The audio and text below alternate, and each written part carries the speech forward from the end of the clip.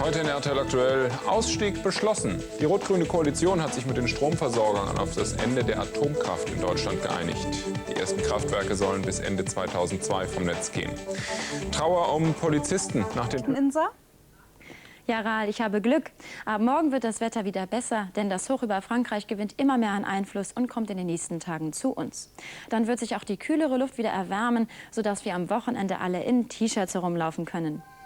Morgen wird es bei uns aber noch nicht ganz so warm. Sonne und Wolken wechseln sich ab, aber wenigstens bleibt es trocken. Die Temperaturen bleiben im Großen und Ganzen so wie heute. Das Quecksilber steigt auf Werte zwischen 16 und 19 Grad. Die Sonne muss sich anfangs noch tapfer durch die Wolken kämpfen, doch im Tagesverlauf kommt sie immer mehr zum Vorschein, insgesamt bis zu 8 Stunden. Morgen müssen wir also noch einmal einen wechselhaften Tag in Kauf nehmen. Am Wochenende wird es dafür aber so richtig schön. Besonders Sonntag und Montag bekommen wir herrlichstes Sommerwetter. Selbst an der Küste wird es bis zu 29 Grad warm. Na, bei den guten Aussichten überstehen wir den morgigen Tag doch mit links. Viel durchmachen müssen. Bei seiner Geburt starb seine Mutter. Eine Leih mit anderen mutterlosen Pferden wird Danny jetzt in der Wittdorfer Fohlenstation Voss bei Lüneburg aufgepäppelt. Katrin Schwiering hat sich die Fohlenpflege dort angesehen. Sie haben sich einfach zum Knutschen gern. Auf der Fohlenstation finden verwaiste Vierbeiner nicht nur ein neues Zuhause, sondern auch noch neue Spielkameraden. Nach ihrer Geburt wird den mutterlosen Pferdebabys von Nicole Siedenburg wieder auf die Beine geholfen. 5 Monate intensive Fohlenpflege. Den Waisen gefällt's tierisch gut. Die ersten Tage sind natürlich ein bisschen skeptisch, klar, alles ungewohnt, aber die gewöhnen sich sehr schnell dran und vergessen im Prinzip auch sehr schnell die eigene Mutter bzw. das alte Zuhause, weil das haben sie ja in der Regel nur wenige Stunden gesehen. Alle 2 Stunden muss Nicole die Fohlen mit spezieller Pferdemilch füttern. Manchem Jungtier ist das Milchmenü jedoch nicht genug. Andere hingegen halten lieber Mittagsruhe und verschlafen die Fütterung. Gute Tischmanieren besitzen jedenfalls nur die wenigsten Kleckermäuler. Doch die Waisen kümmert das nicht. Auf der Fohlenstation haben sie nämlich ein gesundes Selbstbewusstsein entwickelt. Das sind recht selbstbewusste Kerlchen, so wenn sie nach Hause gehen. Also sie übernehmen meistens dann auch in der Fohlenherde die Führung, weil sie kennen ihnen dieses Gruppenverhalten schon, was sie den anderen Fohlen natürlich dann voraus haben. Also sehr selbstbewusst und Rotzlöffel, ne? Vom verwaisten Fohlen zum selbstbewussten Rotzlöffel. Auf der Pferdestation nimmt halt alles seinen freien Lauf. Ja, und Nicole Siedenburg und ihre Kollegen wollen sich jetzt ein Fohlen-Notmobil kaufen. Eine Art Krankenwagen, mit dem sie die Jungtiere gleich nach der Geburt auf die Fohlenstation transportieren können. Und wenn Sie dieses Projekt unterstützen wollen, dann wenden Sie sich an unsere Zuschauerredaktion unter der Telefonnummer 0137 44 55 55. Dort bekommen Sie dann die Kontonummer oder auch die Adresse von der Fohlenstation, wenn Sie da helfen möchten. Gleich bei uns Lagerfeuerromantik auf der Expo. Wir begleiten Schüler auf einer Klassenfahrt zur Weltausstellung. Und wir sagen Ihnen... Von Steffi Graf. Mehr dazu im Star-Magazin. Bis gleich. Was sind die meisten Kinder stolz, wenn sie aufsteigen vom Dreirad aufs Fahrrad? Und viele steigen schon ziemlich früh um mit gerade mal... Den Bewegungsdrang ihrer Kinder richtig. Es geht ja nicht darum, dass die Kinder nicht motorisch dran gewöhnt werden sollen. Aber das ist sicher erst mit 7, 8 Jahren sinnvoll. Das Kindergartenprojekt soll jetzt Schule machen. Bei Popstar Blümchen ist die Rollerbotschaft bereits angekommen. Kickboard heißt die Hoffnung für den guten alten Tretroller. Joey Kelly kam heute in Hannover in ein Möbelhaus. Königin Silvia setzte sich gemütlich in eine Messehalle und Winona Ryder strahlt von der Leinwand. Wer und was gerade hip ist, das verrät Ihnen Sonja Popovic in Niedersachsen und Bremen mittendrin. Open-Air-Konzert. Die Kelly Family kommt nach Hannover. Am 26. August treten die Teenie-Stars im Sportpark Garbsen auf. Joey Kelly gab sich heute in Hannover ganz privat und sprach über seine sportliche Leidenschaft. Ich habe früher immer sehr viel gearbeitet, aber es hat mir zumindest eine Richtung gegeben, was ich genau machen will. Ich bin konsequenter geworden. Also ich mache sehr viele Sachen viel besser. Der Sport ist nur positiv geworden. Es war eigentlich keine Last, sondern eigentlich ein Ausgleich und gleichzeitig eine Stütze. In 4 Wochen wird Joey Kelly Papa und freut sich riesig auf den Künstlernachwuchs.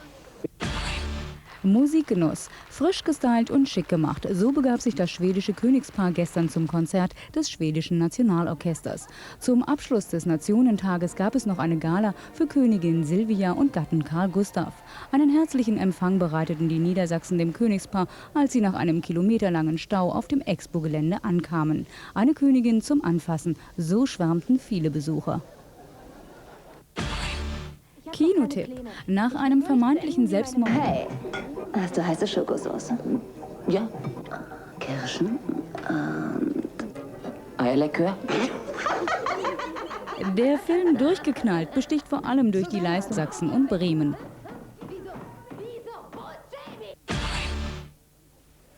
Als ich das letzte Mal über die Expo gebummelt bin, ist mir vor allem eins aufgefallen: unglaublich viele Schüler. Und das ist auch kein Wunder, denn für 29 Mark pro Kopf haben viele Schulen die Weltausstellung auf den Ausbildungsplan genommen. 1,2 Millionen Schüler werden insgesamt auf der Expo erwartet. Judith Moy hat eine Klasse aus Baden-Württemberg beim Expo-Ausflug begleitet. Endstation Expo Jugendcamp. Die 16-jährige Annik Reiner aus Schlaf kommt dennoch meist zu kurz.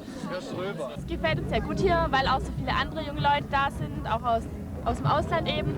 Und dann gibt es hier Lagerfeuer und Party im Zelt, also ist viel los. Es gibt ein Beachvolleyballfeld und ein Basketballfeld. Und wir haben immer Freizeit, wo man sowas machen kann. Expo 2000, die etwas andere Klassenfahrt. Schließlich hat nicht jedes Landschulheim eine eigene Disco zu bieten. Ähnlich gut gelaunt hat sich heute auch Prinz Ernst August von Hannover auf der Expo gezeigt. Er hat sogar fremde Frauen geküsst.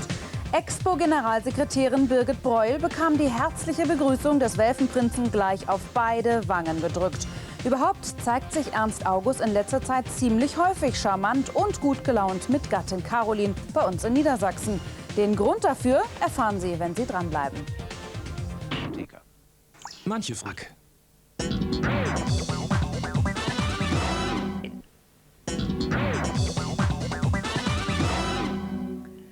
Küsschen für Birgit Breuel. Damit überraschte Prinz Ernst August von Hannover heute nicht nur die Expo-Generalsekretärin selbst. Beim Nationentag der Monegassen auf der Weltausstellung in Hannover zeigte sich der Welfenprinz ausnehmend charmant und fröhlich. Zusammen mit Gattin Caroline, Prinz Albert und Schwiegerpapa Fürst Renier schlenderte er über die Expo. Wird der Prügelprinz jetzt zu Prinz Charming? Annette Spieß hat nachgefragt. Küsschen rechts, Küsschen links, ganz galant und entgegen seiner sonstigen Launen begrüßt Prinz Ernst August die Expo-Generalkommissarin Birgit Breuel. Die Stimmung in der monegassischen Delegation heute Vormittag ist ausgelassen und fröhlich, trotz norddeutschen Schmuddelwetters. Die Feierlichkeiten am Nationentag des Fürstentums Monaco und den anschließenden Rundgang durch den deutschen Pavillon genießt Prinz Ernst August sichtlich. Völlig normal, sehr professionell, sehr, sehr locker gewesen. Aber als er schon am 31. Mai bei uns im Pavillon war, war auch sehr, sehr locker. Anscheinend verbreitet der deutsche Pavillon eine sehr gute Stimmung bei allen Leuten, die hier drin sind. Ist es wirklich der Pavillon oder die Verwandlung vom Prügelprinzen zum Gentleman? Hat er sich tatsächlich geändert oder ist alles nur Fassade? Es fällt auf, dass der heutige Besuch die Reihe hochkarätiger Events fortsetzt, auf denen Ernst August seine Frau Caroline in Niedersachsen einführt. Und das immer in bester Stimmung, scheinbar zumindest. Anfang April im Braunschweiger Dom. Das Prinzenpaar lachend und sehr entspannt. Sogar das Blitzlichtgewitter der Fotografen stört sie nicht. Knapp 2 Monate später besuchen Ernst August und Caroline die Expo-Eröffnung, das Glitzerpaar des europäischen Hochadels auf Lächeltour, auch heute am Nationentag ihres Pavillons. Doch Insider wie der Adelsexperte Bernd Plogmann sehen, alles nur Show. Das, was er jetzt hier macht, ist für die Öffentlichkeit bestimmt. Es ist für Frau Breuel bestimmt, es ist für die niedersächsische Landesregierung bestimmt. Die Welt blickt nach Hannover und Prinz Ernst August nutzt das aus. Er gibt sich als kultivierter Gast, doch das ist wohl mehr Schein als Sein. Ich nehme an, dass irgendwann wieder ein Ausraster kommt, dass irgendwie wieder eine schlimme Szene passiert. Ernst August ist eben wie ein Chamäleon, mal gesellschaftsfähig, mal außer Kontrolle. Auf den nächsten Partys kann er zeigen, ob er wirklich ein guter Prinz geworden ist. Ja, zum Beispiel gleich heute Abend, denn da werden Ernst, August, Caroline, Albert und Renier zu einem großen Empfang mit Gala-Diner im Zeller Schloss erwartet.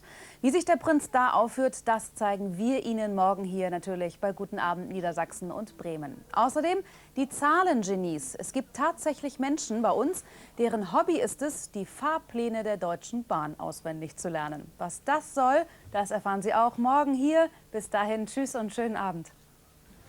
Das war Guten Abend RTL. Montag bis Freitag ab 18 Uhr wissen, was zu Hause läuft.